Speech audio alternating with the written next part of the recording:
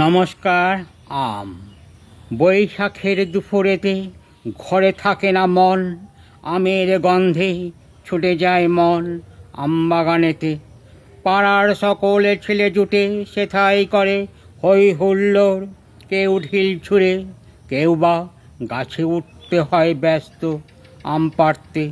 রোদের বেলায় চুপটি সারে সব জোটে ওই আমবাগানে, সেথাই ওরা স্বাধীন।